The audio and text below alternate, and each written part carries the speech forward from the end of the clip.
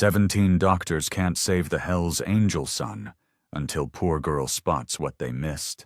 Helen's mop moved in steady, rhythmic strokes across the hospital's linoleum floor. The familiar scent of pine cleaner filled the air as she worked, her movements careful and deliberate. After 15 years of maintaining these halls, she knew every corner, every crack, and every squeaky tile. A sudden commotion caught her attention. Heavy boots thundered down the corridor, and Helen looked up to see a man barreling past her. His leather jacket creaked as he moved, and elaborate tattoos snaked up his neck. Even in the sterile hospital lighting, he cut an imposing figure, broad-shouldered and intense, with a face set in hard lines. Helen's hands tightened on her mop handle. She recognized him immediately. Jack Hellfire Donovan. Everyone in their small town knew about the former Hell's Angel who'd left his violent past behind. These days, he kept to himself, running an auto repair shop on the outskirts of town. She pressed herself against the wall, giving him a wide berth. The contrast between his rugged appearance and the hospital's pristine environment was jarring. His heavy boots left muddy prints across her freshly mopped floor. But Helen didn't mind. Something in his expression made her heart ache. A raw desperation she'd seen too many times in these halls. As she watched him disappear around the corner, Helen resumed her work, her thoughts drifting to the countless families she'd observed over the years. From her quiet position behind her cleaning cart, she'd witnessed joy, heartbreak, miracle recoveries, and devastating losses. She'd learned to read the subtle signs in people's faces, the way they carried themselves, how their footsteps echoed different emotions. The squeak of her wheels accompanied her as she pushed her cart down the hallway, methodically working her way toward the pediatric ward. She paused to wipe down a handrail, her movements automatic after years of practice. A young nurse hurried past, offering Helen a quick smile. These small acknowledgments were part of her daily routine, like the gentle hum of medical equipment or the soft conversations that drifted from patient rooms. Suddenly, those familiar hospital sounds were pierced by rapid footsteps approaching from behind. Helen turned to see Jack Donovan again, but this time he wasn't alone. In his strong arms, he carried a small boy who looked impossibly fragile against his father's bulk. The child's face was pale, his body limp, his dark hair falling across closed eyes. Helen's breath caught in her throat. The boy couldn't have been more than 8 years old.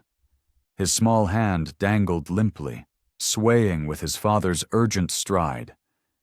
Jack's face, which had seemed hard and intimidating before, now showed naked fear, the universal look of a parent terrified for their child. She stood rooted to the spot as Jack rushed past her into the pediatric ward, his voice breaking as he called out for help. The tough exterior she'd seen earlier had cracked, revealing something raw and vulnerable underneath.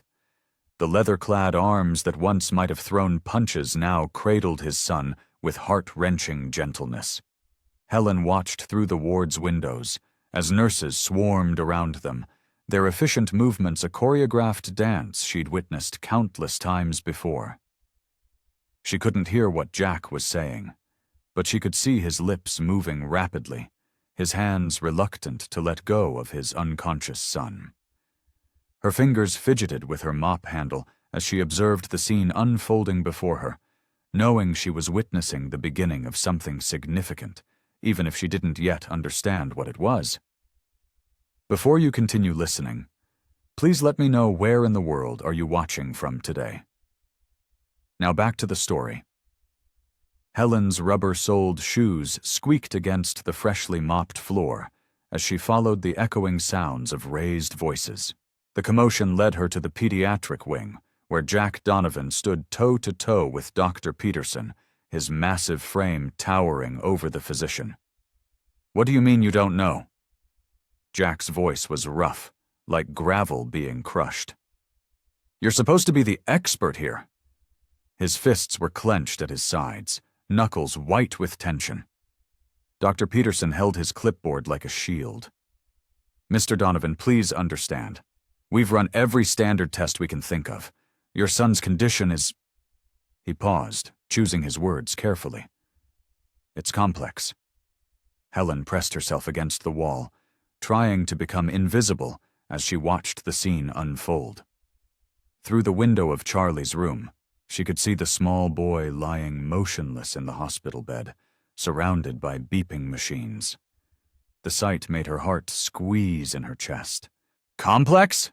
Jack spat the word out. "My boy's been here for days and that's all you can tell me?" His leather jacket creaked as he took a step closer to the doctor. "He was fine last week, running around, playing baseball. Now he won't wake up and you're telling me it's complex?" Dr. Peterson sighed, his shoulders sagging under the weight of his inability to help. "We've consulted with specialists. We've done MRIs, blood work, spinal taps, everything we can think of. But Charlie's symptoms don't match any typical pattern we're familiar with."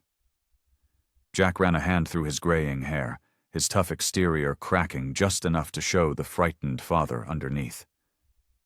"Then do more tests. Call more doctors. I don't care what it costs." "Mr. Donovan." Dr. Peterson's voice softened. "We've had 17 different specialists look at Charlie's case, some of the best minds in their fields, but without knowing what we're fighting." He shook his head slowly. "We're running out of options." Helen watched as Jack turned away from the doctor, pressing his forehead against the window of Charlie's room. His reflection showed what he was trying so hard to hide, the raw fear in his eyes, the trembling of his chin. "So what now?" Jack's voice was barely above a whisper. "I just watch him waste away?" "We'll keep him comfortable," Dr. Peterson offered weakly. "Monitor his vitals, continue supportive care. Sometimes these things—" He trailed off as Jack's shoulders stiffened. "These things what?" Jack turned back, his voice dangerously low. "Sort themselves out? Is that what you were going to say?" The doctor took a step back. "Mr. Donovan, I wish I had better answers for you. I truly do." Helen's chest tightened as she watched Jack slide down the wall next to Charlie's room, his large frame seeming to collapse in on itself. The former Hell's Angel, who probably hadn't shown weakness in decades, looked utterly lost. Dr. Peterson placed a gentle hand on Jack's shoulder. "Take some time. Talk to him. And if you need anything—" He left the offer hanging in the air before walking away, his footsteps echoing down the sterile hallway. Helen lingered, her mop forgotten in her hands, as she watched Jack through tear-blurred eyes. He sat there, head in his hands, the picture of a man whose world was crumbling around him. Through the window, monitors continued their steady beeping, marking the precious heartbeats of his unconscious son.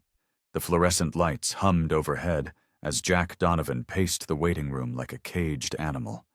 His heavy boots echoed against the linoleum floor, each step a testament to his growing frustration.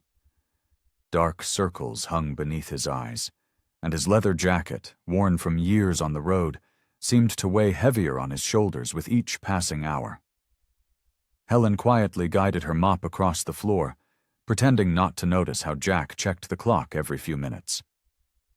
She'd been cleaning this waiting room for 15 years, but she'd never seen anyone quite like him. Despite his intimidating appearance, the tattoos that crept up his neck, the weathered face that had seen too many fights, there was something deeply human in his worry. 17 doctors, Jack muttered under his breath. 17 so-called experts, and not one of them can tell me what's wrong with my boy. His fist suddenly slammed down on the counter, making the magazines jump and scatter. Helen flinched but kept mopping, moving closer to where he stood. Through the window of Charlie's room, she could see the small figure lying still in the hospital bed, surrounded by beeping machines. Over the past few days, she'd noticed the parade of specialists coming and going, each one leaving with a different theory, but no answers. While cleaning Charlie's room earlier, Helen had glimpsed the mess of medical charts and notes. She might be just a janitor, but years of cleaning around doctors had taught her to recognize patterns. Something about Charlie's symptoms didn't add up. The way his fever spiked at odd hours, how his breathing changed when they adjusted his medication. Dr. Marshall appeared in the hallway, his face grave as he approached Jack. Helen wrung out her mop, taking her time with the task so she could listen. "Mr. Donovan," the doctor began, his voice careful and measured. "We've exhausted every test we can think of. The specialists are stumped and continuing to keep Charlie here without a clear direction of treatment." He paused, adjusting his glasses. "Well, it might not be in his best interest." Jack's shoulders tensed. The tough exterior he'd been maintaining began to crack, and Helen could see the pain etched across his face. "So that's it?" His voice was hoarse. "You're giving up on my kid?" "We're not giving up," Dr. Marshall replied, though his tone suggested otherwise. "We're simply acknowledging our limitations. Sometimes, despite our best efforts—" "Save it," Jack cut him off. He ran a hand through his graying hair, his fingers trembling slightly. "I'm done with this place. I'm taking him home." The doctor shook his head slowly. "Mr. Donovan, I understand your frustration, but there's nothing more we can do here. Perhaps it would be best to focus on making Charlie comfortable." Helen's heart sank as she watched Jack's face darken at the doctor's implications. She knew that look. She'd seen it on too many faces in this hospital. It was the look of someone whose hope was dying, replaced by a terrible resignation. As she finished mopping the last corner of the waiting room, Helen couldn't shake the feeling that something was being overlooked. The inconsistencies she'd noticed in Charlie's charts nagged at her mind, like puzzle pieces that didn't quite fit together. But who would listen to a janitor's observations? She was invisible to most people in the hospital, just another person in the background, pushing a mop and emptying trash cans. The hospital took on a different character at night. The bustling corridors fell silent, save for the steady beeping of machines and the occasional squeak of Helen's cleaning cart wheels against the floor. The fluorescent lights cast long shadows as she made her way to Charlie's room, her worn sneakers padding softly on the linoleum. Inside, the machines cast a soft green glow over Charlie's pale face. Helen's heart ached at the sight of the small boy, so still and vulnerable in the large hospital bed. Jack had finally been convinced to get some coffee in the cafeteria, leaving her alone with her thoughts and her cleaning supplies. As she wiped down the surfaces near Charlie's bed, her eyes drifted to the mess of medical charts hanging at the foot of his bed. Helen didn't mean to pry, she never did, but years of cleaning around doctors had taught her to recognize patterns in their notes. Something about the latest entry caught her attention. Setting down her cleaning cloth, Helen carefully lifted the top page. The doctor's rushed handwriting mentioned symptoms that tickled something in her memory. She remembered reading an article in the Waiting Room magazine last month about a rare autoimmune disease. The description had stuck with her because it reminded her of her nephew's condition years ago. The more she read, the more certain she became. The irregular fever patterns, the specific way Charlie's symptoms presented, it all lined up with what she remembered from that article. Her hands trembled slightly as she replaced the chart. Who was she to question the doctors? She was just a janitor, after all. The sound of heavy footsteps in the hallway made her quickly return to her cleaning. Jack appeared in the doorway, his imposing frame filling the space. Despite his tough exterior, exhaustion showed clearly on his face as he slumped into the chair beside Charlie's bed. Helen watched as he gently took his son's small hand in his own tattooed one. The tenderness of the gesture made her throat tight. She couldn't just stay quiet. Not when Charlie's life hung in the balance. but the thought of approaching Jack made her stomach clench with anxiety. For several minutes, she busied herself with unnecessary cleaning, gathering her courage. Finally, she set down her cloth and turned toward Jack. "Mr. Donovan?" Her voice came out softer than she intended. Jack looked up, his eyes hard but weary. "Yeah?" Helen twisted her hands in her cleaning apron. I noticed something in Charlie's chart." She paused, expecting him to dismiss her, but he remained silent, watching her. "There's something about his symptoms that reminds me of an article I read about a rare condition. An autoimmune disease." Jack's expression shifted from exhaustion to confusion, then to something closer to anger. "You're the cleaning lady," he stated flatly. "Yes, I am," Helen acknowledged, standing straighter despite her racing heart. "But I've been here 15 years, and I've seen a lot of cases. Something about Charlie's symptoms. They match what I read about. I really think it might help if the doctors looked into it." Helen stood quietly in the corner of Charlie's room, her hands fidgeting with her cleaning cloth as Jack confronted Dr. Peterson. The fluorescent lights cast harsh shadows across Jack's face, making his expression even more intimidating. "Listen to me," Jack growled, his fists clenched at his sides. "She might be onto something. You're going to run that test." Dr. Peterson adjusted his glasses, looking down at Helen's hastily written notes with barely concealed disdain. "Mr. Donovan, while I appreciate your concern, taking medical advice from hospital maintenance staff is hardly— 17 doctors!" Jack's voice boomed through the room, causing Charlie to stir slightly in his bed. He lowered his voice, but maintained its intensity. 17 specialists couldn't figure out what's wrong with my boy. What have you got to lose?" Helen wanted to disappear into the wall. She hadn't meant to cause trouble, but she couldn't ignore what she'd noticed in Charlie's chart. The symptoms matched perfectly with an article she'd read about a rare autoimmune disorder. Dr. Peterson sighed heavily, glancing between Jack's determined face and Helen's nervous one.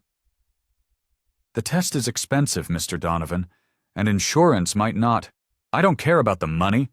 Jack slammed his palm against the wall, making Helen jump. "Run the test." The doctor's shoulders sagged in defeat. "Fine, but don't get your hopes up. We'll have results in a few hours." He turned and left the room, shaking his head. Jack paced the room like a caged animal while they waited. Helen tried to make herself useful, straightening Charlie's blankets and adjusting his pillows. The boy's face was pale, his breathing shallow. "Why?" Jack's question broke the silence, startling Helen. "I'm sorry? Why did you help?" His voice was gruff but quieter now. "Nobody asked you to get involved?" Helen smoothed Charlie's blanket one more time. "Because he reminds me of every child I've seen come through these halls, because sometimes the smallest things matter." She paused, gathering her courage. "Because he's your son, and he deserves every chance." Hours crawled by. Helen finished her shift but couldn't bring herself to leave. She sat in a plastic chair outside Charlie's room, pretending to organize her cleaning supplies while actually watching the clock tick away. Finally, Dr. Peterson returned, holding a manila folder. His face was different now, surprised, almost embarrassed. Jack stood up immediately, his whole body tense. "Mr. Donovan," the doctor began, clearing his throat. I don't quite know how to say this. The test results came back positive for autoimmune encephalitis. It's an extremely rare condition, but—" He paused, glancing at Helen. "But it's treatable." Jack's knees seemed to buckle slightly. He grabbed the wall for support, his tough exterior cracking for just a moment. "Treatable?" he repeated, his voice hoarse. "Yes. We can start him on immunotherapy immediately. The success rate, when caught in time, is quite good." Dr. Peterson shuffled uncomfortably. "I have to admit, I've never seen a case myself. If Ms. Summers hadn't recognized the pattern—" Jack turned to look at Helen, his expression a storm of emotions, disbelief, hope, gratitude, and lingering anger all mixed together. His mouth opened and closed, but no words came out. Here was a man who'd lived a life of violence and power, brought to silence by the actions of a simple janitor. "Doctor." Peterson continued explaining the treatment plan, but Jack wasn't listening anymore. His eyes kept darting between his son and Helen, as if trying to make sense of how his world had just shifted on its axis. The steady beep of the heart monitor filled Charlie's hospital room as Helen quietly mopped the floor near the doorway. Through the window, morning sunlight filtered in, casting a warm glow on Charlie's pale face. His chest rose and fell with each breath, more steadily now than in days past. Jack sat in his usual spot beside the bed, his large frame hunched over in the too small plastic chair. His leather jacket was draped over the back, revealing muscled arms covered in faded tattoos. Dark circles shadowed his eyes from nights of broken sleep. Dr. Peterson entered, clipboard in hand. "His vital signs are improving," he said, checking the monitors. "The new medication seems to be working exactly as we hoped." Jack's jaw tightened, but he didn't speak. Helen noticed how his fingers curled into fists on his knees, then slowly relaxed. She'd seen that gesture enough times to recognize it as his way of controlling his emotions. "Look," Dr. Peterson continued, pointing to Charlie's face. "See how the color is returning to his cheeks? And his fever has dropped significantly." For the first time in days, Charlie stirred naturally in his sleep, his head turning slightly on the pillow. Jack leaned forward, his breath catching. Helen paused her mopping, watching as Charlie's eyelids fluttered. "Dad?" Charlie's voice was barely a whisper. Jack's hand shot out, gently taking his son's smaller one. "I'm here, buddy. Right here." Charlie's eyes opened halfway, clouded with medication but more focused than they'd been in days. "Thirsty?" he mumbled. Helen quietly set down her mop and filled a paper cup with water from the sink. She added a bendy straw from the supply cabinet and stepped forward, offering it to Jack. He took it without looking at her, helping Charlie take small sips. The boy's movements were weak, but he was more alert than he'd been since arriving at the hospital. Dr. Peterson made some notes on his chart. "This is very encouraging. We'll continue monitoring him closely, but I believe we've turned a corner." Jack nodded stiffly, his attention fixed on Charlie, who had already drifted back to sleep. But this time it was a natural, healing sleep, not the heavy unconsciousness that had gripped him before. After the doctor left, Helen resumed her cleaning, working her way around the room with practiced efficiency. She could feel Jack's presence like a shadow, solid and imposing, but somehow less threatening than before. The morning wore on. Nurses came and went, checking vitals and adjusting medication. Charlie slept peacefully, his breathing deep and regular. Jack remained in his chair, keeping his vigil, but his shoulders had lost some of their rigid tension. As Helen finished her work and gathered her cleaning supplies, she heard a rough sound behind her. She turned to find Jack looking at her, his weathered face etched with exhaustion and something else, perhaps the first crack in his hardened exterior. "Thank you," he muttered, the words coming out gravelly and low. Helen gave a small nod, not wanting to make too much of this moment. She understood proud men like Jack, how difficult it was for them to show any vulnerability, to acknowledge needing help from others. She quietly wheeled her cart out of the room, leaving father and son in the peaceful morning light. Behind her, she heard the soft sound of Jack's chair scraping closer to Charlie's bed, and the gentle murmur of his voice as he spoke softly to his sleeping child. Helen stepped quietly into Charlie's room, carrying a small paper bag behind her back. The morning sunlight filtered through the window, casting a warm glow across the boy's pale face. His eyes were open today, a good sign that made Helen's heart lift.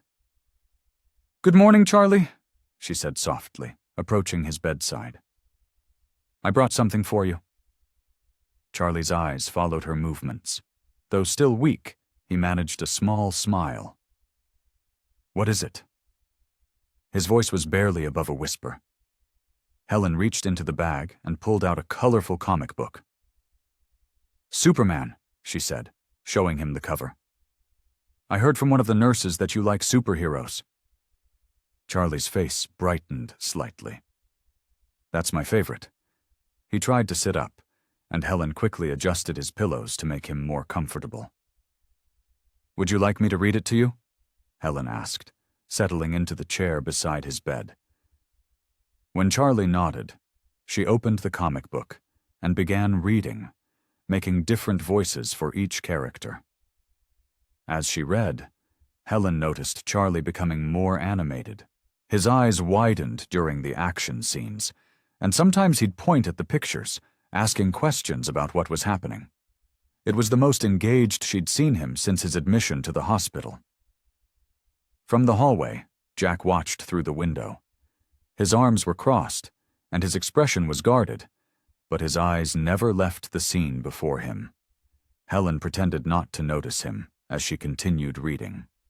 The next day, Helen brought a small toy car. The day after that, it was a puzzle book. Each time she visited, she made sure to bring something new. Nothing expensive, just small tokens to brighten Charlie's day. She'd clean his room extra carefully, telling him stories about the other kids who had gotten better and gone home while she worked. "Miss Helen," Charlie said one afternoon as she straightened his blankets, "will you tell me the story about the rabbit again?" It was a simple tale she'd shared the day before, about a little bunny who got lost but found his way home. "Of course, sweetheart." Helen sat down, noticing Jack lingering in the doorway. He didn't enter, but he didn't leave either. As the days passed, Charlie began to show real improvement. His color returned gradually, and his voice grew stronger. Helen would often find him waiting for her visits, his face lighting up when she appeared with her cleaning cart and inevitable surprise.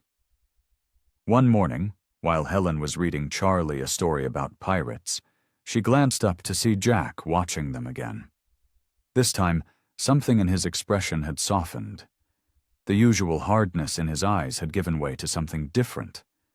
Not quite trust, but perhaps understanding. Charlie fell asleep during the story, the comic book still open on his lap. Helen carefully marked the page and set it aside. As she stood to leave, she found Jack still in the doorway. "He hasn't slept this peacefully in weeks," Jack said quietly, his voice gruff but lacking its usual edge. Helen simply nodded, gathering her cleaning supplies. She didn't expect more conversation, knowing that for Jack, even this small acknowledgement was significant. As she moved past him in the doorway, Jack shifted slightly to let her through. It was a small gesture, but different from the way he'd previously stood his ground, forcing others to move around him. Helen felt the change, slight as it was, and carried it with her like a small victory as she continued her rounds. The morning sun filtered through the hospital window, casting warm rays across Charlie's pale face. Helen was arranging fresh flowers by his bedside when she noticed something wasn't right. Charlie's breathing seemed more labored than usual, and his skin had taken on a grayish tinge. "Charlie?" Helen touched his forehead gently. The boy didn't respond, his chest rising and falling in shallow, irregular breaths. Helen hurried to the door, nearly colliding with a nurse who was already rushing in. The medical team swarmed around Charlie's bed within minutes, their voices tense and urgent. Jack burst into the room, his heavy boots thundering against the linoleum floor. What's happening to my boy? His voice cracked with fear. Dr. Stevens, the lead physician, shook his head as he examined Charlie's vital signs. His body seems to be rejecting the treatment. The numbers are all wrong. Blood pressure dropping, fever rising. But you said this would work. Jack's fists clenched at his sides. You promised me this treatment would save him. Helen stood in the corner, her heart aching as she watched the scene unfold. The room felt too small, too crowded with fear and disappointment. She wanted to reach out, to offer some comfort, but Jack's rage filled the space between them. We need to run more tests, Doctor, Stevens said, his voice steady despite Jack's growing anger. Sometimes treatments can have unexpected side effects. Side effects? Jack's voice boomed through the room. My son is dying. That's not a side effect. That's you failing him again. The machines beeped faster, matching the rising tension. Charlie stirred slightly but didn't wake, his small body looking even more fragile amid the tangle of tubes and wires. Helen noticed how his fingers twitched, remembering how just yesterday he'd been strong enough to hold a book. Mr. Donovan, Dr. Stevens tried again. We need time to... Time?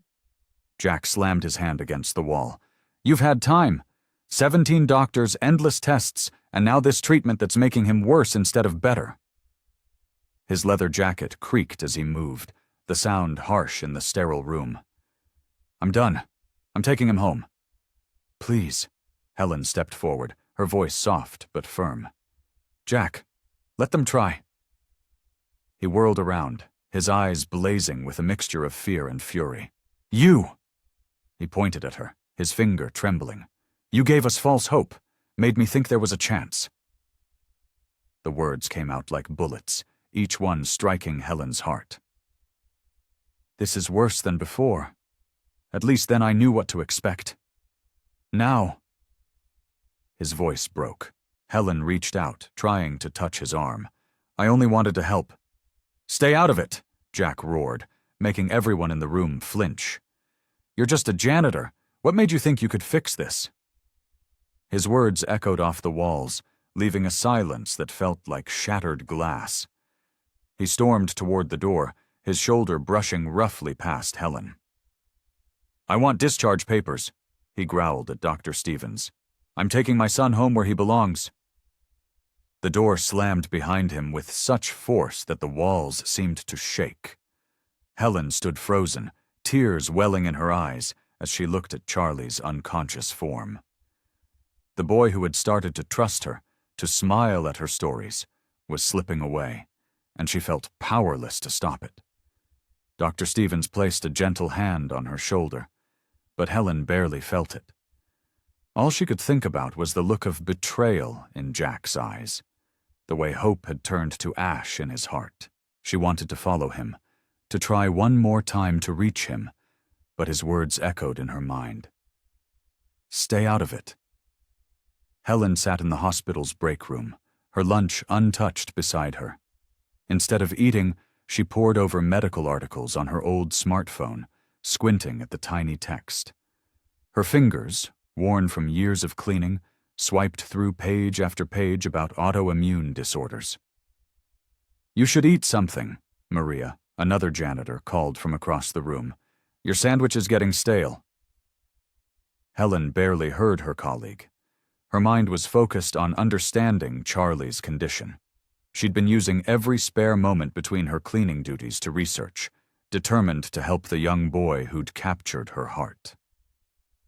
The fluorescent lights buzzed overhead as Helen scrolled through another medical website. Her eyes were tired, but she couldn't stop. The image of Charlie's pale face and Jack's despair drove her forward. She'd already filled 3 pages of her small notepad with symptoms and possible triggers. During her afternoon shift, Helen cleaned the pediatric wing while continuing to think about Charlie's case. As she mopped the floors, she remembered how the boy had improved initially with the new treatment, only to suddenly deteriorate. Something wasn't adding up. That evening, After most of the day staff had left, Helen settled into a quiet corner of the hospital library. She'd discovered it years ago, a peaceful place where she could rest between shifts. Now it served a different purpose. Medical journals and research papers lay spread across the table before her. Her eyes burned from reading, but she pressed on. Hours passed as she searched for answers. The cleaning cart waited in the hallway, her regular duties temporarily set aside. She knew she'd have to work faster later to make up for lost time, but this felt more important. A particular article caught her attention. Her heart began to beat faster as she read about environmental factors that could trigger autoimmune responses. The article described a case where hospital patients had suffered similar symptoms due to a contaminated ventilation system. Helen's hands trembled as she remembered the maintenance report she'd glimpsed last week while cleaning the staff room. There had been complaints about the air quality in the pediatric wing. She'd thought nothing of it at the time, but now. She quickly pulled up the hospital's maintenance records on the library computer. Being part of the cleaning staff gave her access to basic systems. There it was, multiple reports of a strange smell in the ventilation system, all concentrated around Charlie's ward. The article mentioned a specific toxin that could cause severe reactions in patients with compromised immune systems. Helen wrote down the technical name, her handwriting shaky with excitement. This could explain why Charlie got worse instead of better. With her evidence gathered, Helen approached Dr. Matthews, who was checking charts at the nurses' station. "Doctor, I think I found something about Charlie's condition." The doctor barely glanced up. "Mrs. Summers, we appreciate your concern, but we have a team of specialists working on this case." "But sir, there's this toxin." Helen held out her notes. "Mrs. Summers," Dr. Matthews cut her off, his voice carrying a hint of condescension. "You're a janitor, not a medical professional. We've considered all possible factors. Now, if you'll excuse me, I have patients to attend to." Helen watched him walk away, her research clutched tightly in her hands. The dismissal stung, but she couldn't shake the feeling that she was right. The connection was there. Charlie's symptoms, the maintenance reports, the research about environmental triggers. She just needed someone to listen. Helen's footsteps echoed through the empty hospital corridors as she made her evening rounds. The gentle swish of her mop against the floor was familiar and soothing, but her mind was far from her cleaning duties. Charlie's worsening condition weighed heavily on her heart. During her break, she settled into her usual spot, a quiet corner in the hospital cafeteria. She pulled out a worn medical journal she'd borrowed from the hospital library. The pages were filled with complex terms, but Helen had been studying them diligently, determined to understand Charlie's condition better. "Back at it again, Helen?" Nurse Linda approached with a steaming cup of coffee. "You've been reading those medical books every chance you get." Helen smiled weakly. "I just can't shake the feeling we're missing something, Linda. Charlie was getting better, and then suddenly—" She trailed off, remembering the boy's pale face. "I know," Linda sighed, sitting down beside her. "Jack's been impossible to deal with since the setback. Nearly bit Dr. Peterson's head off this morning." Helen nodded, understanding Jack's frustration. Despite his gruff exterior, she'd seen how tenderly he held Charlie's hand, how his voice softened when speaking to his son. The thought of losing Charlie was destroying him. After her break, Helen walked past Charlie's room.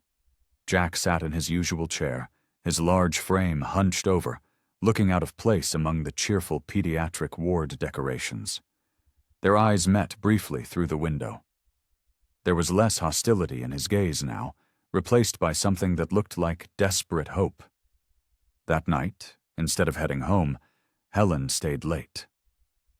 She'd been doing this more often lately, using the quiet hours to research. The hospital library became her sanctuary, its shelves holding possible answers to Charlie's mysterious decline. She was organizing her notes when she heard voices in the hallway. 2 nurses were talking in hushed tones near the station. "Maintenance says the HVAC system's acting up again," one nurse said. "3rd time this month." "I know. That musty smell in the East Wing is getting worse," the other replied. "My allergies are going crazy." Helen's hand froze mid-page turn. The East Wing, that was where Charlie's room was located. She thought about the strange, metallic taste in the air she'd noticed while cleaning, how it seemed stronger in certain areas. She pulled out her notebook where she'd been tracking Charlie's symptoms. His worst days seemed to coincide with the times she'd noticed that odd smell.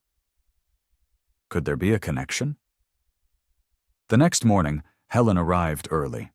She found Jack in the hospital cafeteria, staring into a cold cup of coffee. "Mr. Donovan," she said softly, sliding into the seat across from him, "I need to talk to you about something." He looked up, exhaustion etched on his face. "What is it?" "I've been researching Charlie's condition, and I think—" She hesitated, then pressed on. "I think there might be something wrong with the air in his room."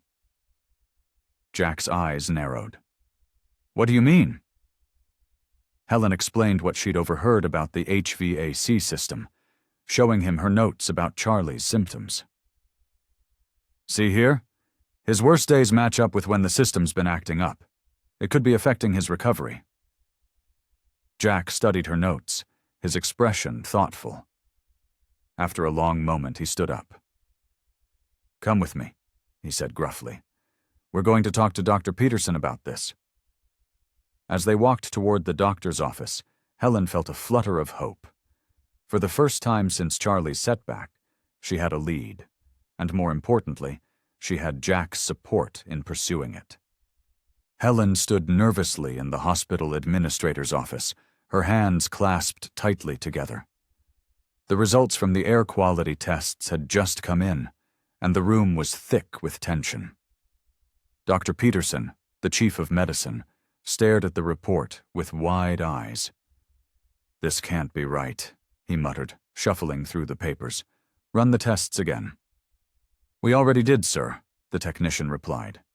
"3 times, there's definitely a toxic mold growing in the HVAC system. The spores are spreading throughout the building."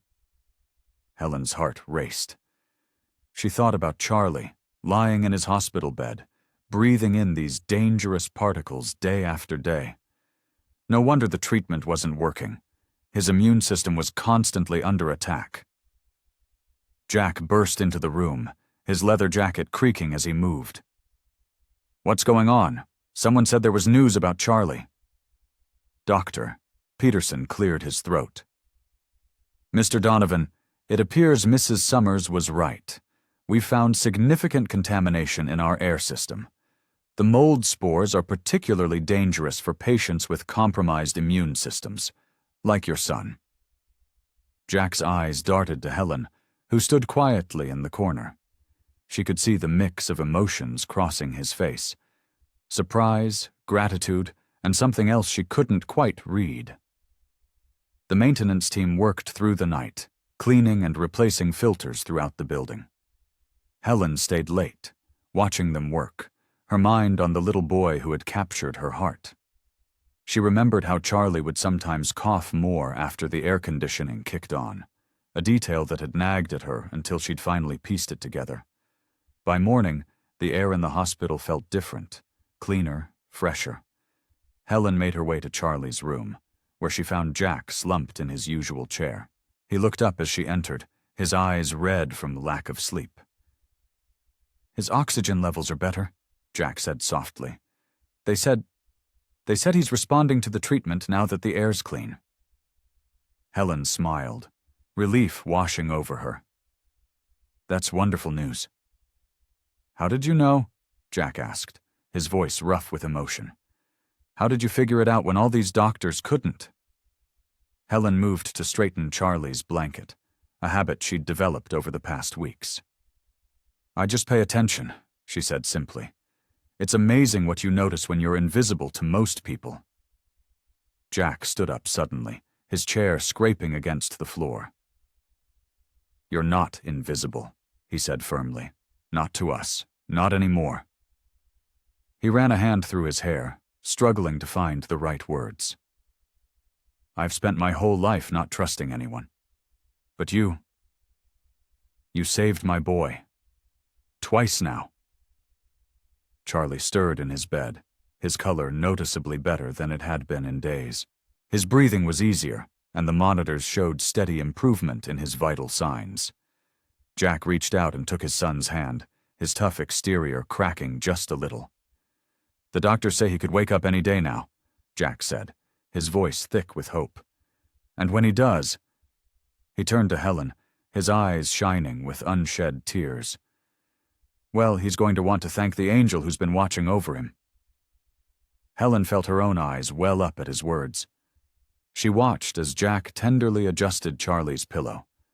This fierce man who had once been so angry and afraid, now softened by gratitude and trust. The morning sun streamed through the window, catching the dust motes in its beam.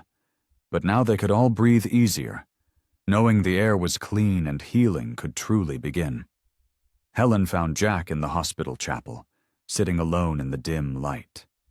His broad shoulders were hunched, his leather jacket creased and worn. The tough exterior he usually wore like armor seemed to be cracking. She hesitated at the doorway, unsure if she should intrude on this private moment. But something in his posture, defeated, vulnerable, made her step forward. The wooden floor creaked beneath her sensible shoes. You can stay, Jack said without turning around, his voice rough.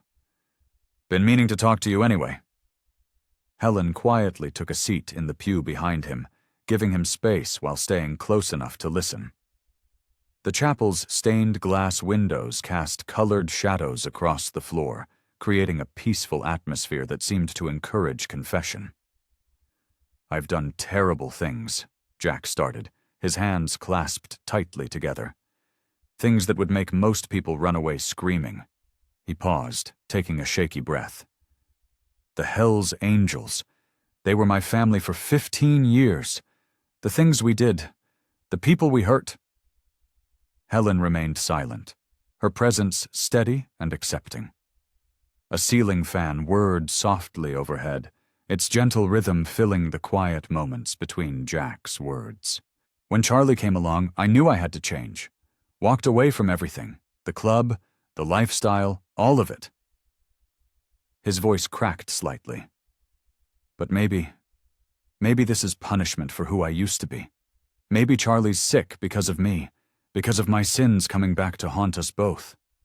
Jack, Helen said softly, but he continued, the words tumbling out now.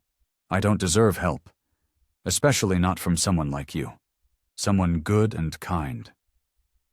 He turned slightly, his profile outlined against the colored light. Every time you help Charlie, every time you show us kindness, it makes me feel worse. Because I know what kind of man I am, what kind of father lets his son get this sick. Helen moved to sit beside him now, her movements careful and deliberate. You're here, she said simply. You haven't left his side once. That's what matters. Jack's hands trembled as he ran them over his face. I'm scared, he admitted, the words barely above a whisper. I'm terrified I'm going to lose him, and now that we know what's wrong, that this place was making him sicker. I should have known, should have protected him better. The chapel fell quiet again, save for the distant sounds of hospital activity filtering through the doors. Helen watched as this man, this former Hell's Angel who had seemed so intimidating just weeks ago, struggled with his emotions. You're doing everything you can, she said softly, reaching out to pat his arm gently. The touch seemed to break something in him, and his shoulders began to shake. Jack turned to her, his eyes red-rimmed and vulnerable. For the first time, Helen saw past the tattoos and the tough exterior to the father underneath, a man desperate to save his son and terrified of failing. Jack sat by Charlie's bedside, watching his son's chest rise and fall with each steady breath. The room was quiet except for the gentle hum of medical equipment. Sunlight streamed through the window, casting a warm glow on Charlie's peaceful face. The boy looked better today. His color had returned, and his breathing was stronger. Reaching out, Jack gently took his son's small hand in his weathered one. The contrast between them struck him. Charlie's fingers were soft and unblemished, while his own bore the marks of a harder life. Calluses, old scars, and faded tattoos that told stories he'd rather forget. "Hey, buddy," Jack whispered, his voice rough with emotion. "I know I haven't been the best at showing it, but I love you more than anything in this world." He squeezed Charlie's hand gently. "I promise you, from this day forward, I'll always be here to protect you, no matter what happens." Charlie stirred slightly, his eyes fluttering open. "Dad," he mumbled sleepily. "I'm here, Charlie." Jack leaned forward, brushing his son's hair back from his forehead. "How are you feeling?" "Better," Charlie said with a small smile. "Is Helen coming today?" Jack's heart tightened at the mention of her name. He glanced toward the doorway, where Helen was quietly mopping the floor, pretending not to listen. She'd been there all along, as she always was, a steady presence in their lives. "Yeah, buddy, she's right here." Helen looked up, her kind eyes meeting Jack's. She set her mop aside and approached the bed, carrying herself with that gentle dignity that seemed to come so naturally to her. "Hello, Charlie," she said softly, reaching out to straighten his blanket. "You're looking stronger today." Charlie's face lit up at her presence. "Helen, Dad just promised he'd always protect me." "That's wonderful," Helen replied, her eyes growing misty. "Your father loves you very much." Jack stood up abruptly, overwhelmed by the moment. He walked to the window, his back to them, trying to compose himself. Behind him, he could hear Helen reading Charlie one of his favorite stories, her voice soft and soothing. After a while, Charlie drifted back to sleep, and Helen quietly gathered her cleaning supplies. As she turned to leave, Jack caught her arm. "Helen, wait." He struggled to find the right words. "I need to thank you. Not just for finding out what was wrong with Charlie, but for everything else, too." She paused, her face open and understanding. "You didn't have to stick around," Jack continued. "Most people see someone like me and run the other way. But you saw past all that. You helped my boy when nobody else could, and you never asked for anything in return." Helen's eyes were kind as she listened, her presence as steady as always. "I don't know what we would have done without you," Jack admitted, his voice thick with emotion. "You've been our lifeline through all of this." The word lifeline hung in the air between them, and Jack realized how true it was. This woman, who spent her days cleaning floors and emptying trash bins, had become something precious to both him and Charlie, a beacon of hope in their darkest hours. Helen smiled, a warm, genuine expression that reached her eyes.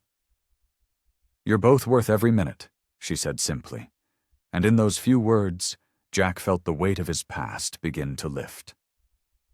Helen watched from the doorway of the children's ward as Jack sat with a young mother who couldn't stop crying. Her son had just been diagnosed with leukemia, and the weight of it was crushing her. Jack's large frame, once intimidating, now seemed protective as he leaned in close to speak with her. "I remember sitting right where you are," he said, his voice gentle. "Felt like the whole world was ending. But you've got to be strong, not just for him, but for yourself, too." The mother wiped her eyes with a tissue. "How did you do it? How did you keep going?" Jack glanced across the room where Charlie sat in a wheelchair, coloring with another patient. "I learned to accept help when it was offered. That was the hardest part for someone like me." Helen's heart swelled as she watched the scene unfold. It had been 3 weeks since Charlie's condition had stabilized, and instead of leaving the hospital behind them, Jack had started coming back every afternoon. At first, it was just to sit with Charlie during his final treatments. Then he began talking to other parents in the waiting room, sharing his story. Now he was here almost every day, volunteering his time. He brought coffee to exhausted parents, played games with lonely children, and shared his experience with anyone who needed to hear it. The leather jacket was gone, replaced by a hospital volunteer badge that he wore with quiet pride. "Your boy looks so happy now," the mother said, watching Charlie. "He is. We both are." Jack's smile was genuine, reaching his eyes. "And your Tommy's going to get there too. You've got good people here. They may not all wear white coats, but they're angels in their own way." Helen knew he was thinking about her, though he didn't look her way. She busied herself with her mop, pretending not to listen, but her chest felt warm with emotion. Later that afternoon, she found Jack helping the recreation therapist organize board games in the playroom. His massive hands looked almost comical, holding tiny puzzle pieces, but he handled them with surprising gentleness. "Never thought I'd see the day," Helen said softly, entering the room with her cleaning cart. Jack looked up, a hint of color touching his cheeks. "Yeah, well, guess people can change." "They sure can." Helen started wiping down the windows, remembering the angry man who had stormed these halls just months ago. "Those parents really listen to you, you know. You give them hope." "Just trying to give back what was given to me." Jack carefully placed a game box on the shelf. "All those years in the Angels, I took so much, caused so much pain. But here..." He paused, looking around the cheerful room with its bright murals and toys. "Here I can maybe put some good back into the world." Helen watched as a small girl with an IV pole shuffled past the doorway. Jack immediately excused himself and went to help her, holding her hand as she made her way down the hall. His tattoos were still visible below his sleeves, but somehow they told a different story now, one of transformation rather than intimidation. Through the window, Helen could see Charlie sitting in the hospital garden with his tutor, catching up on schoolwork he'd missed. He was getting stronger every day, and so was his father, not in the physical way that Jack had once valued, but in his heart, where it mattered most. The afternoon sun cast long shadows through the hospital windows as Jack made his rounds in the children's ward. He had just finished reading a story to a young patient when a piercing alarm erupted from Charlie's room. His heart stopped. "Code Blue, room 204. The overhead speaker crackled with urgency. Jack sprinted down the hallway, his boots thundering against the linoleum floor. When he reached Charlie's room, nurses were already surrounding his son's bed. Charlie's face had turned an ashen gray, his small body convulsing beneath the sheets. "What's happening?" Jack's voice cracked as he watched the medical team work. "He was fine this morning, Doctor." Peterson rushed in, quickly assessing the situation. "His blood pressure's dropping rapidly. We need to get him to surgery now." Helen appeared at Jack's side, her face etched with concern. She had been cleaning the next room when she heard the commotion. The sight of Charlie's lifeless form sent chills down her spine. "Stand back, please," a nurse ordered, as they began wheeling Charlie's bed toward the door. Jack followed, his tattooed hands trembling. The tough exterior he'd maintained for so many years crumbled with each step. "Stay with me, buddy," Jack whispered, jogging alongside the bed. "Please, Charlie, stay with me." The fluorescent lights blurred overhead as they rushed through the corridor. Jack's world narrowed to the sound of squeaking wheels and beeping monitors. Everything they'd been through, the diagnosis, the toxin discovery, the recovery, seemed to dissolve into this terrible moment. At the entrance to the surgical wing, Dr. Peterson turned to Jack. "We believe there's internal bleeding, possibly a complication from the medication. We need to operate immediately." Jack's knees weakened. He reached out, grabbing the wall for support.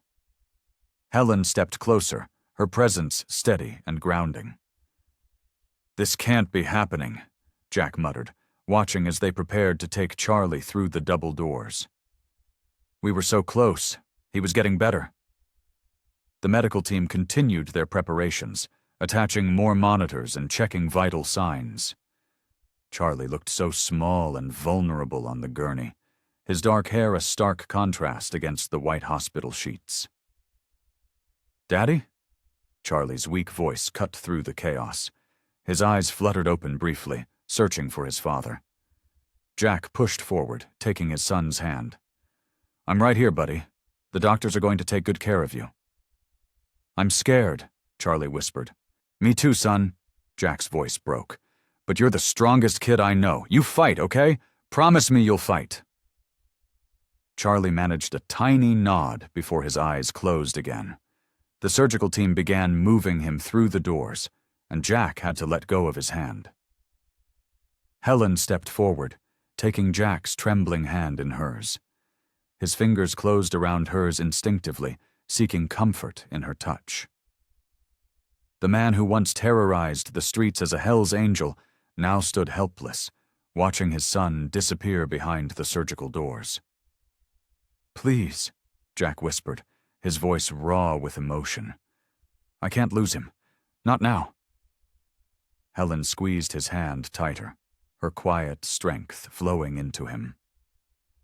They stood together at the threshold of the surgical wing, united in their fear and hope, waiting for news about the little boy who had changed both their lives forever. The red light above the operating room clicked on, casting an ominous glow in the dim hallway. Jack's grip on Helen's hand tightened as the longest wait of his life began. The morning sun streamed through the hospital window, casting a warm glow across Charlie's bed. His eyes fluttered open, and for the first time in weeks, a genuine smile spread across his young face.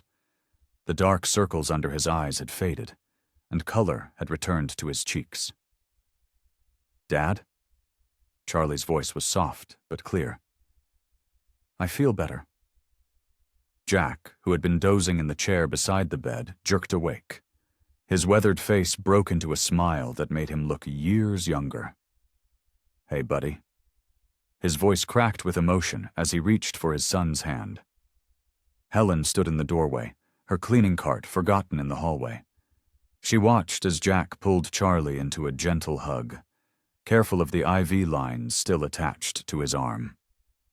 Tears welled up in her eyes at the sight of their reunion. "Look who's here," Jack said, noticing Helen. "The angel who saved your life." Charlie's face lit up even more. "Helen!" He waved her over enthusiastically. As Helen approached the bed, nurses and doctors began filtering into the room, drawn by the commotion. Dr. Stevens checked Charlie's vitals, his face breaking into an impressed smile. "This is remarkable," he said, reviewing the chart. "All his numbers are stabilizing. The surgery was more successful than we could have hoped." The news spread quickly through the pediatric ward. Staff members who had watched Charlie's journey stopped by to share in the joy. Even the usually stern head nurse broke into a wide grin when she saw Charlie sitting up in bed, chatting animatedly about wanting to go home. "I can't wait to sleep in my own bed," Charlie said, his energy returning by the minute. "And can we get pizza? Real pizza, not hospital food?" Jack laughed, a deep, genuine sound that seemed to surprise even him. "Soon, buddy. Very soon." As the excitement settled and the medical staff dispersed, Jack turned to Helen. His eyes were red-rimmed, and his hands trembled slightly. The tough exterior he'd maintained for so long crumbled completely. "Helen," he said, his voice thick with emotion. "I don't know how to—" He paused, struggling to find the words. "My boy is alive because of you.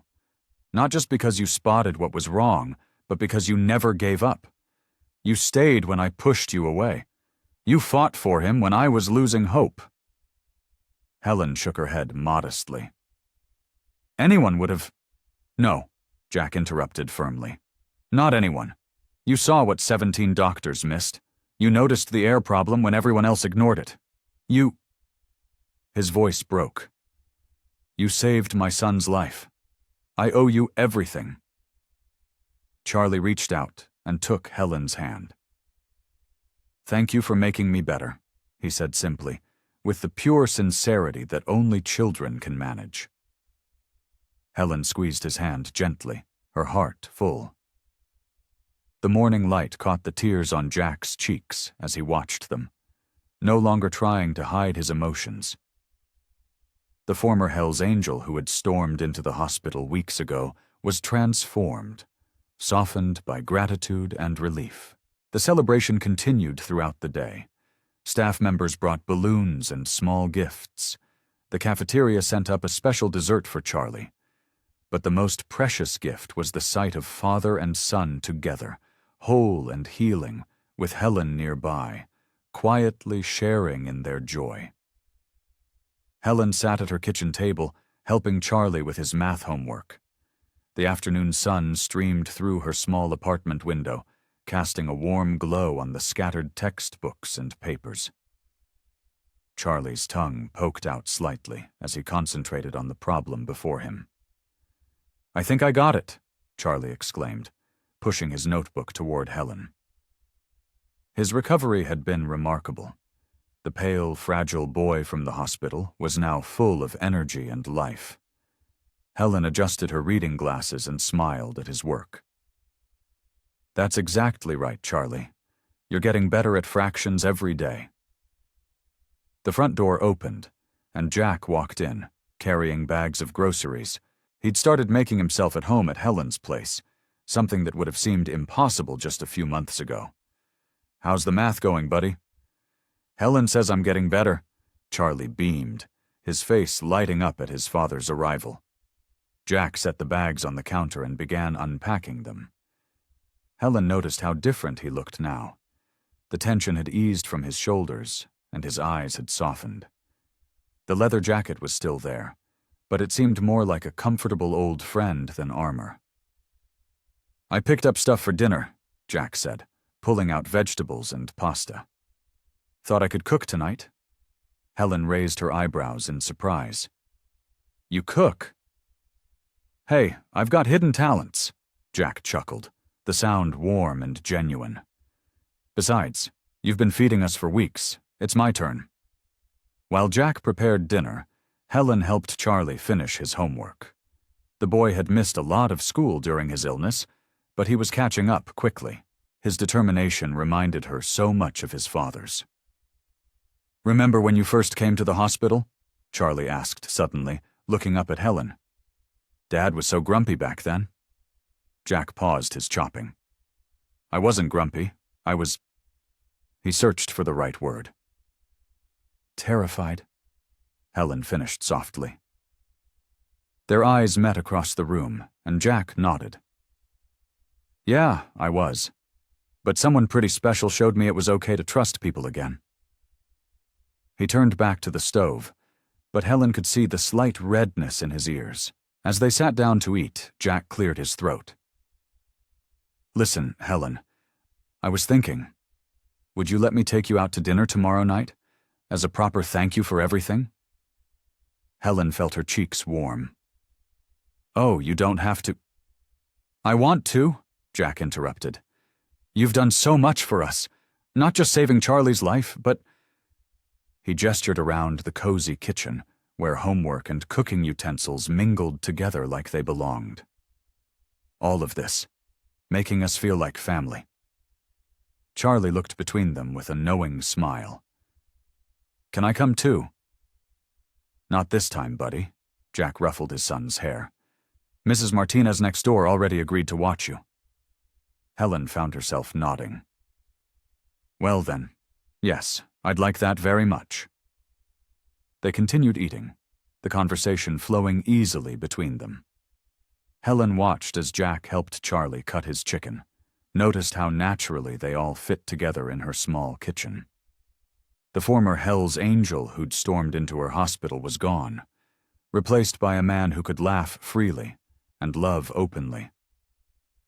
As she listened to Charlie tell a story about his day at school, Helen felt a warmth in her chest that had nothing to do with the meal.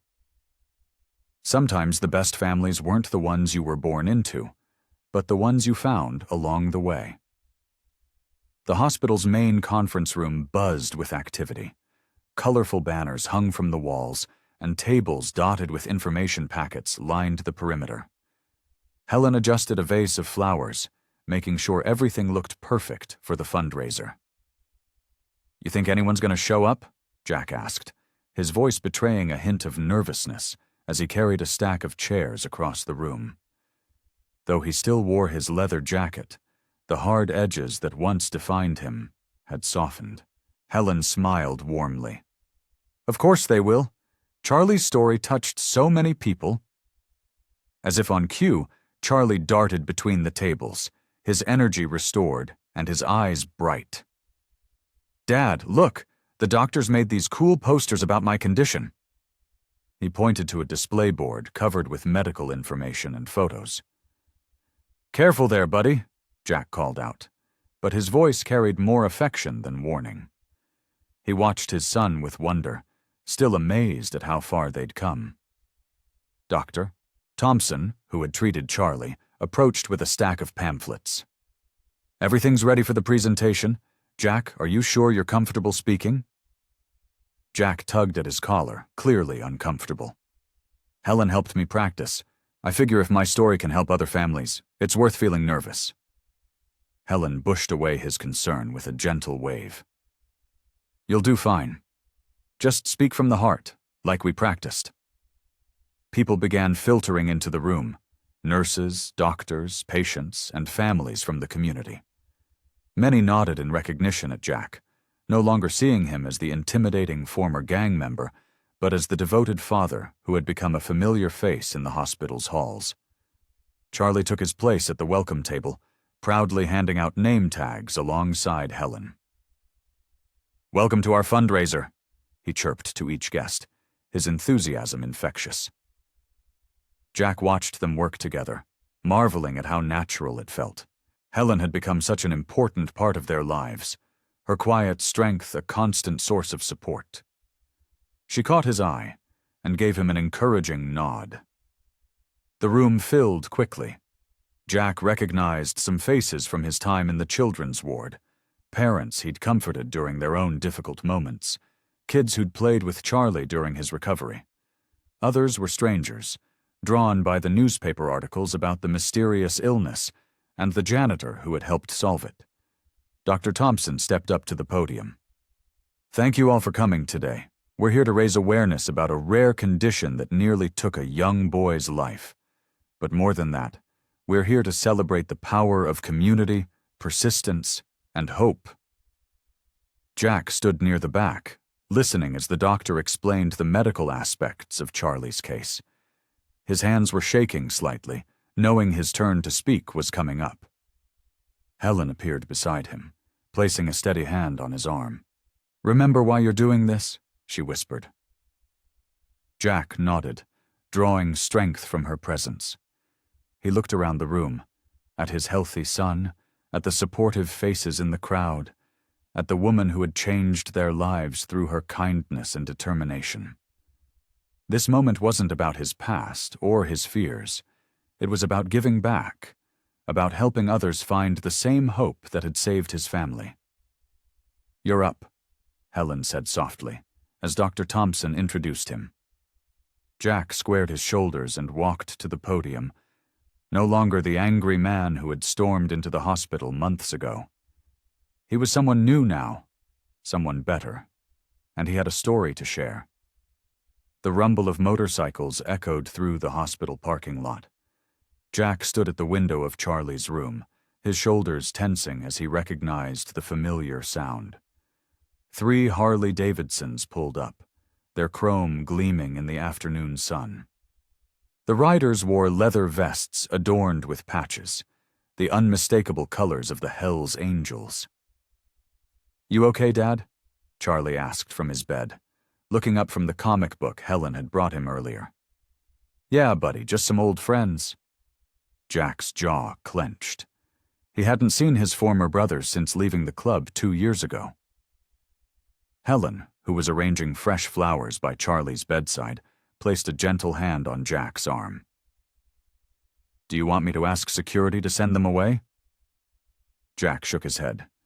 No, it's time I faced this. He made his way down to the parking lot, his boots heavy on the concrete. The 3 men stood by their bikes. Bear, a giant of a man with a graying beard, Razor, lean and sharp-featured, and Tank, whose nickname matched his build. Hellfire, Bear said, using Jack's old road name. Heard your boy was sick. Jack nodded, keeping his distance. He's better now. We've been worried about you, brother, Tank said, his voice surprisingly soft for such a big man. You disappeared on us. Had to, Jack replied, his voice rough with emotion. Needed to make a change for Charlie. The men exchanged glances and Razor stepped forward. We get it. Club life ain't for everyone, not when you've got a kid. Jack felt some of the tension leave his shoulders. He hadn't expected understanding. It's been different, but good different. He found himself telling them about Charlie's illness, about Helen's help, and about the fundraiser they were organizing. A fundraiser? Bear chuckled. Never thought I'd see the day. Yeah, well, neither did I. Jack managed a small smile. But these people here, they saved my boy when nobody else could. The least I can do is help other families going through the same thing. The 3 men listened as Jack opened up about his journey. The fear of losing Charlie, the transformation he'd undergone, and the peace he'd found in his new life. To his surprise, they didn't mock or judge. You look good, Hellfire, Tank said. Clear-eyed, like you've found your path. I have, Jack agreed. And it's just Jack now. Hellfire's gone. Bear nodded slowly. We respect that. But listen, just 'cause you're out doesn't mean you're alone. We're still here if you need us. Jack straightened, feeling the weight of his past and present collide. I appreciate that, but I've got to keep moving forward. Charlie needs a father, not an outlaw. We understand, Razor said, extending his hand. No hard feelings. Jack shook their hands, one by one. It felt like closing a chapter, but without the bitterness he'd feared. These men had been his brothers once, and in their own way, they were showing him respect by letting him go. As they mounted their bikes, Bear turned back. Take care of that boy of yours, Jack. You're doing the right thing. The sound of motorcycles faded into the distance, and Jack stood in the parking lot, feeling lighter than he had in years. His past wasn't a chain anymore. It was just a story, one that had led him here, to a better place. Looking up at Charlie's window, he saw his son and Helen watching. They waved, and he waved back, ready to return to the life he'd chosen, the life he'd earned. Charlie sat cross-legged on his hospital bed. His color finally returned to normal. The morning sun streamed through the window, casting a warm glow across his face as he flipped through a medical book that Nurse Linda had given him. His fingers traced the detailed diagrams with careful attention, his eyes wide with curiosity. Jack leaned against the doorframe, watching his son. The tough exterior he'd worn like armor for so long had softened, replaced by crow's feet at the corners of his eyes, from his frequent smiles these days. His leather jacket hung loosely over a clean white t-shirt, a far cry from his old Hell's Angels uniform. Dad! Charlie called out, looking up from his book. Come look at this! Jack crossed the room and sat on the edge of the bed. The mattress dipped under his weight as Charlie scooted closer, holding up the book to show him a diagram of the human heart. See how it all works together? Charlie's voice brimmed with excitement. Nurse Linda explained it all to me. It's like a perfect machine. That so? Jack smiled, ruffling his son's hair. "You're getting pretty interested in all this medical stuff, huh?"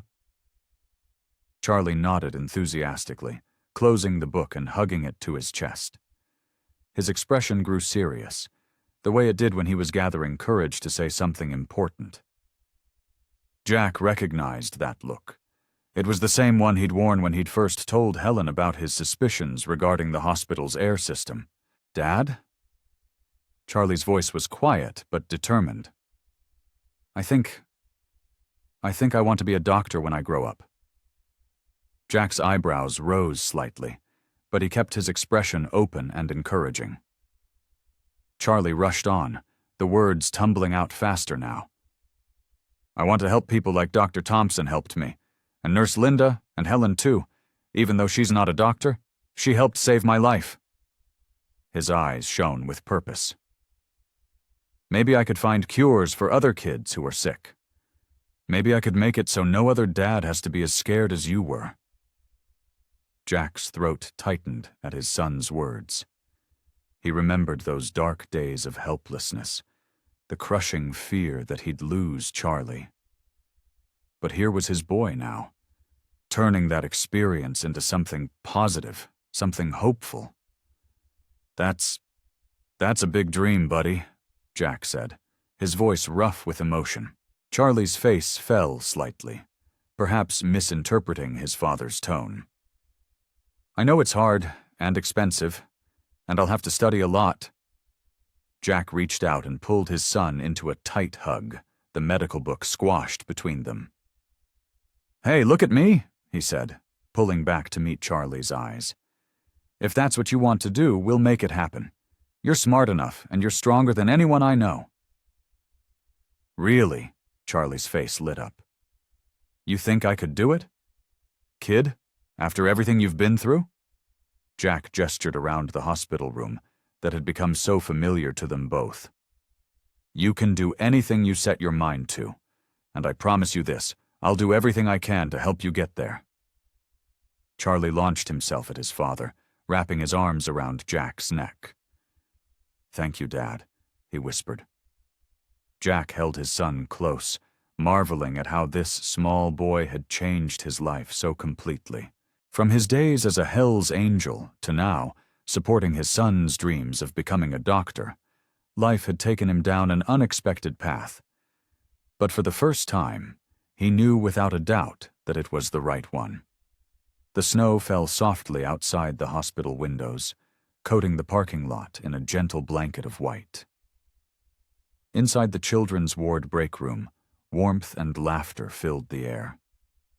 Helen had decorated a small artificial tree with twinkling lights and paper ornaments made by the young patients. The room smelled of hot chocolate and fresh-baked cookies she'd brought from home. Charlie sat cross-legged on the floor, carefully arranging presents under the tree. At 8 years old, he looked healthier than ever, his cheeks rosy and his eyes bright with excitement. The illness that had nearly taken his life just months ago seemed like a distant memory now. "Did you make these cookies, Miss Helen?" Charlie asked, reaching for another chocolate chip cookie from the festive plate on the coffee table. Helen smiled, adjusting her neat cardigan. "I sure did, sweetheart. They're your father's favorite, too, though he tries to pretend he doesn't have a sweet tooth." Jack, sitting in a chair nearby, tried to hide his grin behind his coffee mug. He'd traded his usual leather jacket for a warm flannel shirt, though his tattoos still peeked out from under the sleeves. "Can't fool you anymore, can I?" "Not for a long time now," Helen replied with a gentle laugh. The three of them had created their own little Christmas celebration here in the hospital, where their story began. It felt right somehow, celebrating in the place that had brought them together. Other staff members occasionally poked their heads in to wish them happy holidays, but mostly they enjoyed their private moment as a family. Charlie got up and went to sit next to his father. "Remember when we first came here, Dad? I was so scared." Jack's expression softened as he put an arm around his son. "We all were, buddy, but someone special knew exactly what to do." He looked at Helen with gratitude in his eyes. Helen busied herself with straightening the presents under the tree, trying to hide her emotion. "Oh, I just noticed what others missed. Anyone would have done the same." "No," Jack said firmly. "Not anyone would have cared enough to look that closely. Not anyone would have fought so hard for a stranger's kid." Charlie nodded enthusiastically. "Yeah, Miss Helen. You're like our guardian angel."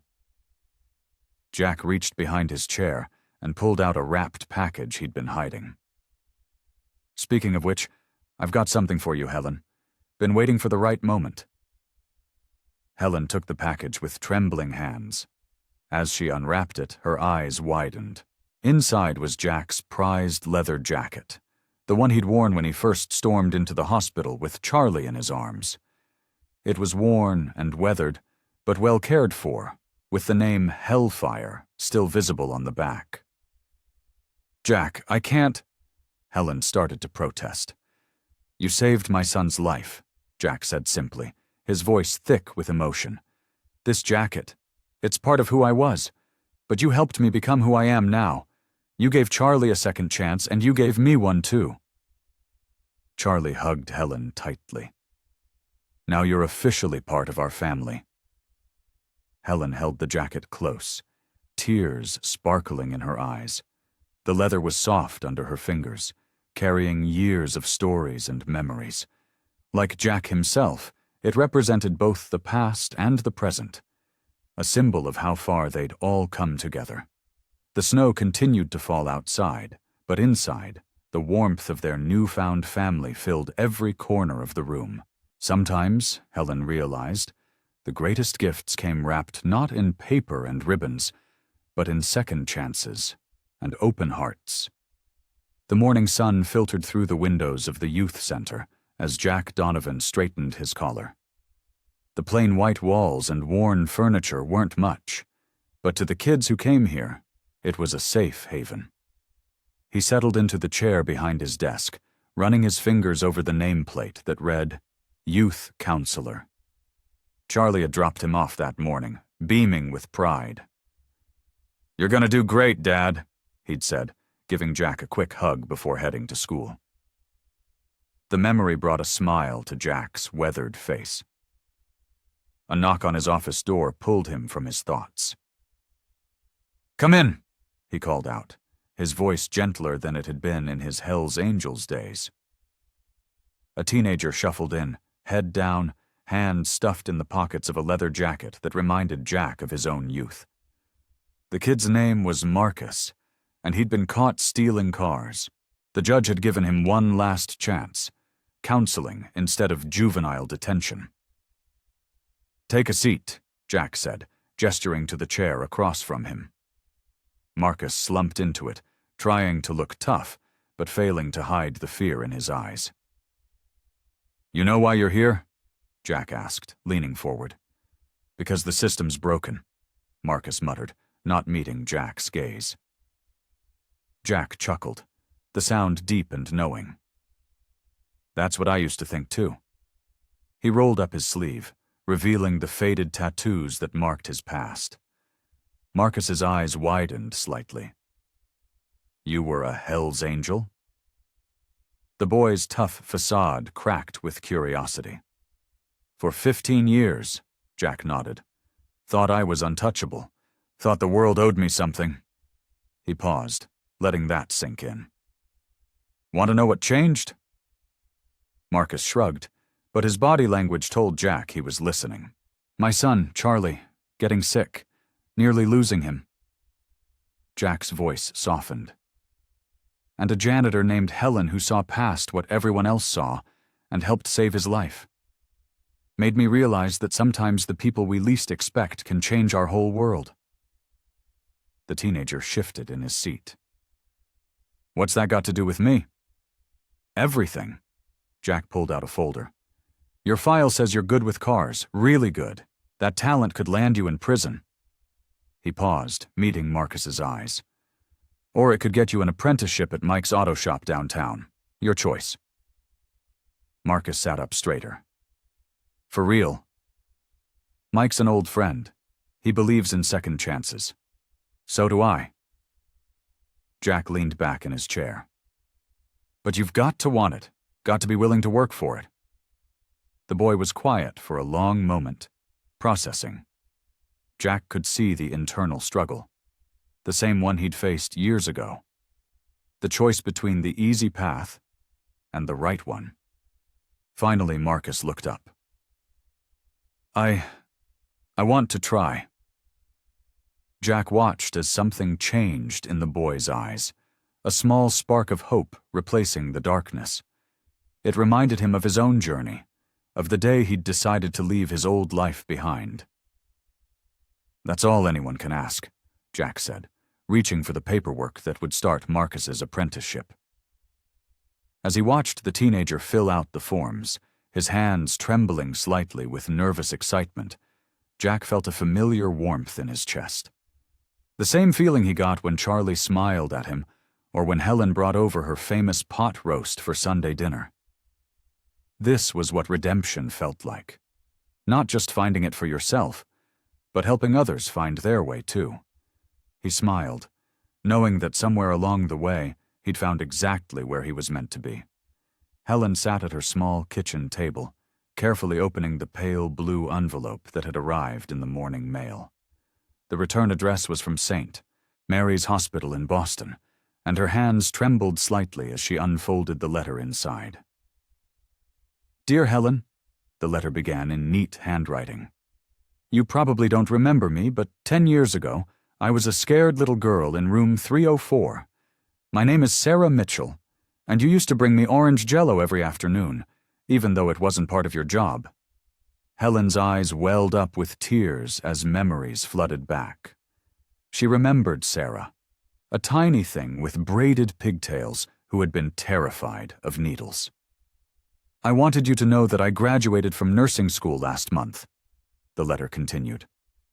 I'm now working in pediatrics, just like I promised you I would. Remember how you told me that sometimes the smallest acts of kindness can change someone's whole world? You were right. Those moments you spent with me, telling me stories and making me laugh, they showed me what it means to truly care for others. Helen reached for a tissue, dabbing at her eyes. The kitchen window was open, letting in the warm spring breeze, carrying the scent of blooming flowers from her small garden. Every day when I put on my nursing uniform, I think about you. How you taught me that titles don't matter, that whether you're a doctor, a nurse, or a janitor, what counts is how you treat people. I keep an extra supply of orange Jell-O in the break room, just in case I meet another scared little girl who needs a friend. The letter brought back so many memories. Helen glanced at the photographs on her refrigerator. Snapshots of Charlie's high school graduation, where she had sat proudly next to Jack in the audience. There was another of Charlie in his college pre-med program, his father's arm around his shoulders, both of them beaming at the camera. I heard through the grapevine that you're still working at County General, Sarah's letter went on. Still watching over everyone, still noticing the little things that others miss. I wanted you to know that you changed my life. You showed me that sometimes the most important healing happens in the quiet moments, in small gestures of kindness. Helen's eyes drifted to her worn work uniform, hanging by the door, ready for tomorrow's shift. After all these years, she still found joy in her work, in the countless lives she touched in her own quiet way. Thank you, Helen. Thank you for showing me what it means to be truly caring. Because of you, I know that every person who walks through these hospital doors matters, regardless of who they are or where they come from. The letter was signed, with endless gratitude, Sarah Mitchell, RN. Helen held the letter close to her heart, thinking about all the lives that had intersected with hers over the years. Jack, who had transformed from a hardened ex-biker into a compassionate counselor for troubled youth. Charlie, now in medical school, determined to help others the way he had been helped. And now Sarah, carrying forward the same spirit of kindness that had once helped her heal. She thought about how life had its own way of creating ripples, how one small act could touch so many lives in ways you might never know. Her simple job as a hospital janitor had become something far more meaningful than she could have ever imagined. Standing up, Helen walked to her refrigerator and carefully placed Sarah's letter under a magnet, right next to Charlie's latest school photo. Her heart felt full, knowing that the kindness she had given so freely over the years had taken root and grown in ways she never expected. The late afternoon sun painted golden streaks across the park's grass as Helen, Jack, and Charlie sat together on a weathered wooden bench. Charlie, now healthy and vibrant, chased after a butterfly nearby while Jack and Helen watched with content smiles on their faces. "Remember that first day at the hospital?" Jack's voice was soft, different from the harsh tone he'd had months ago. He ran his fingers over the faded tattoos on his arms, remnants of his past life. "I was so angry at the world." Helen nodded, smoothing her simple cotton dress. "You were scared," she said gently. "Any father would be."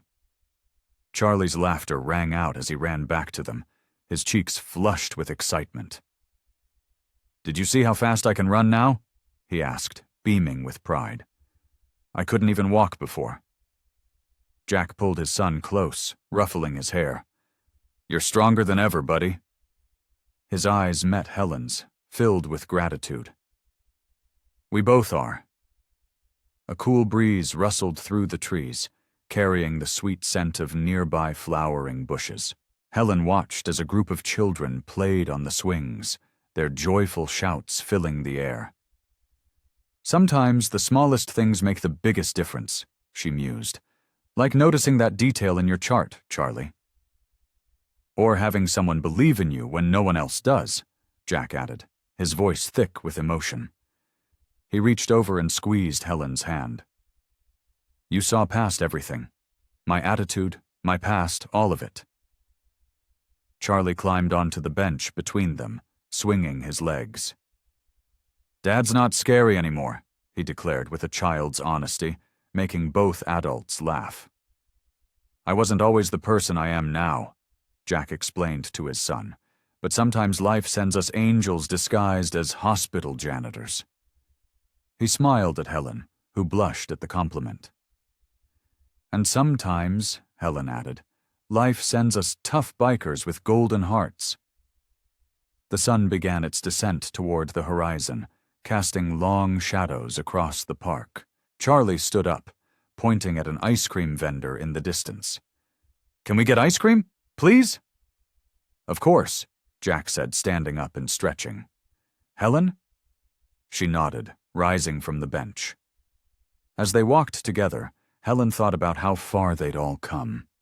Jack walked with his head held high now, no longer burdened by shame. Charlie skipped ahead of them, his illness a distant memory. And Helen, who had once felt invisible, now knew she belonged. "You know," Jack said as they strolled, "I never thought I'd have a family again. After everything I'd done, I figured I didn't deserve one." "Everyone deserves a second chance," Helen replied, watching Charlie excitedly point at the ice cream flavors. "Sometimes we just need someone to remind us of that." The setting sun cast a warm glow over the three of them as they stood together, sharing ice cream and stories. Charlie's laughter mixed with the evening birdsong, creating a melody of joy and healing. The park began to empty as dusk approached, but they lingered, savoring the moment. Finally, Jack checked his watch. "Time to head home," he announced. Charlie grabbed both their hands, Helen's in his right, Jack's in his left, and they began walking toward the park exit. The sun painted the sky in brilliant shades of orange and pink as they walked together, their shadows merging into one on the path before them. They were more than just three separate people now. They were a family, bound together by love, trust, and the miracle of second chances. I hope you like this story. Please share what's your favorite part of the story and where in the world you are watching from. Have a wonderful day.